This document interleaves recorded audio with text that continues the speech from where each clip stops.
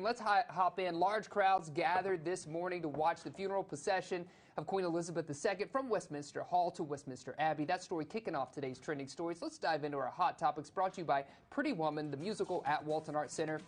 Well, Britain and the world laid the Queen to rest today at a state funeral drawing presidents and kings, princes and prime ministers from across the world, as well as up to 1 million people to the streets of London to say a final goodbye to a monarch. Today, it's going to be packed with funeral events in London and Windsor beginning early. It began early this morning. The doors of 900-year-old Westminster Hall were closed to mourners after hundreds of thousands filed in front of her coffin since September the 14th. I've been watching it all morning. Yeah. Like, the procession has been literally going on. Yes, for a while. Yeah, yes. It's crazy. Yeah, and check this out. President Joe Biden and First Lady Jill Biden traveled to Westminster Hall to pay their respects to the Queen as she lies in state. The Bidens were seen observing the coffin with U.S. Ambassador to the UK, Jane Hartley, on a balcony overlooking mourners yesterday. The president, who is Catholic, made the sign of the cross to the crowd after paying their respects to the Queen. The Bidens each signed the condolence book for the royal family while speaking on the Queen's honorable impact. President Biden reflected on how her personality matched her image, and he provided some words of encouragement at the funeral as well. Very encouraging to see, Yes.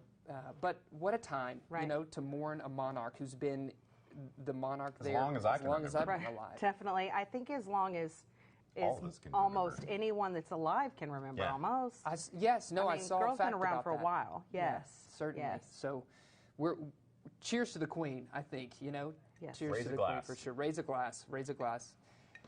Let's switch gears a little bit. I know something that you know a lot about is the box office. Bo counts. Me? So, yeah.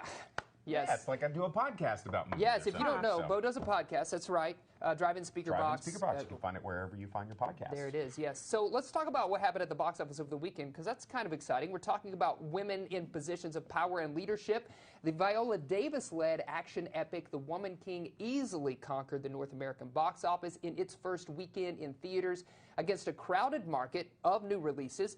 The horror movie Barbarian took second place in its second weekend.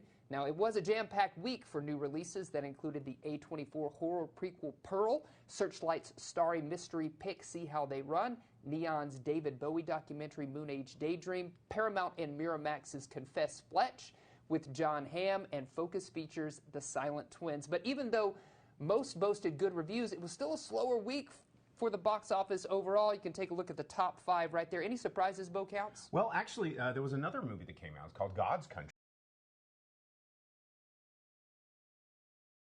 Pieces piling up all in one weekend. So it was a lot of competition, but a lot of movies that people were probably like, I've never heard of that. I don't know. Right. So, Yes. Yeah. And I mean, Fletch, the Confess Fletch is actually a sequel To of Fletch. the Fletch series, Yeah. which nobody has cared about since the 80s. I was like, right? Yeah. Chevy Chase, Fletch, I know. Is Chevy Chase in it? No, he is Not not. this time. Just Hamm checking. is reprising the role. It's based on a series of novels, actually. They're Fletch novels. Well, let us know what you think on our social media. You can post your reviews of those movies when you go to see them. We'd love to hear your opinions.